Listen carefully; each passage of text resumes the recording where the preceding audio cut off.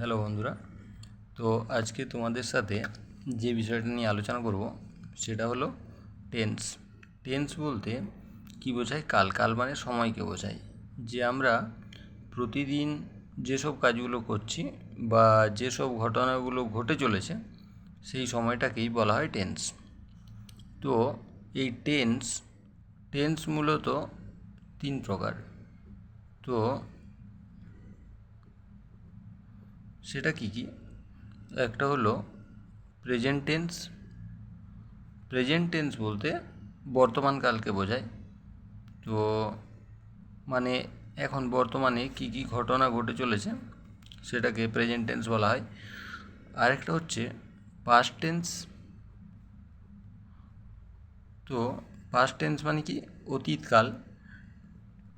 তো আগে কি কি ঘটনা ঘটেছে সেইগুলোকে বলা হয় পাস্ট টেন্স। আরেকটা হলো ফিউচার টেন্স। ফিউচার টেন্স বলতে ভবিষ্যৎকাল, অর্থাৎ আগামী দিনে কী কী ঘটনা ঘটবে বা ভবিষ্যতে কী কী ঘটনা ঘটবে সেটাকে বলা হয় ফিউচার টেন্স। তো প্রত্যেকটা টেন্সের আবার চারটা করে ভাগ আছে। সেগুলো কী কী? সেগুলো হচ্ছে ইনডিফিনাইট, কন্টিনিউয়াস,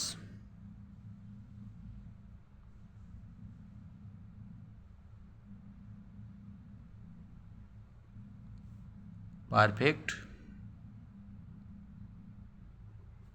এবং পারফেক্ট কন্টিনিউয়াস।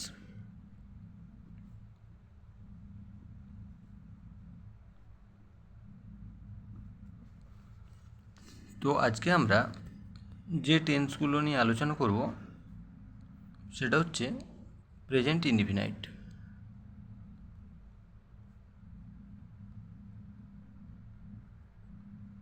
প্রেজেন্ট ইনডিফিনাইট বলতে কোন সময়টাকে বোঝানো হয়?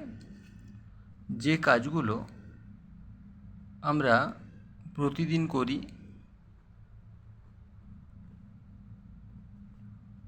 প্রতিদিনের যেগুলো ঘটনা বা যেগুলো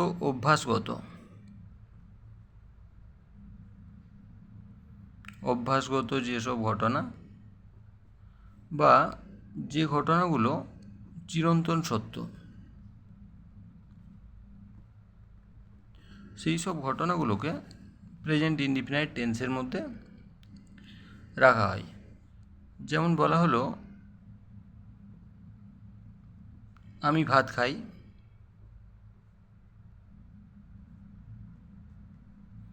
তো এটা কি বলবো? I eat rice. পৃথিবী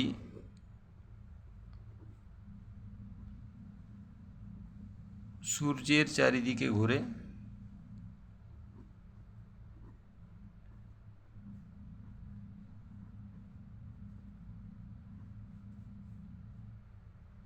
the earth moves round the sun. তাহলে আই ইট রাইস, আমি ভাত খাই, মানে কি এটা একটা অভ্যাস, আমি প্রতিদিনই খাই। পৃথিবী সূর্যের চারিদিকে ঘোরে, এটা একটা চিরন্তন সত্য ঘটনা। The earth moves round the sun. তো এর গঠনটা কীরকম? প্রথমে হবে সাবজেক্ট, যেটা সম্পর্কে বলা হচ্ছে।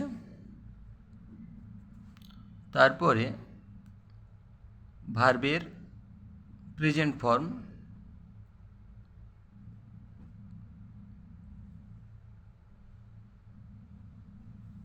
তারপরে অবজেক্ট। এখানে মনে রাখতে হবে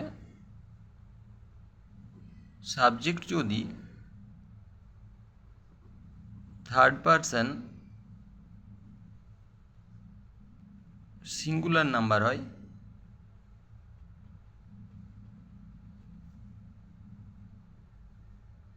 তাহলে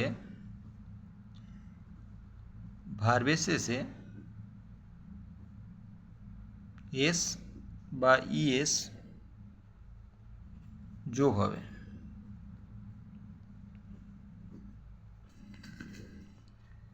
যেমন যদি বলা হয় তাহারা স্কুলে যায়, সে স্কুলে যায়,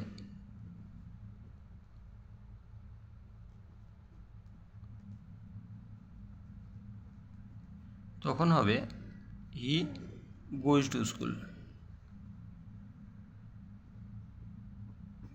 যেহেতু সেটা থার্ড পারসন, তার জন্য ভার্বের শেষে ইএস যোগ হয়েছে।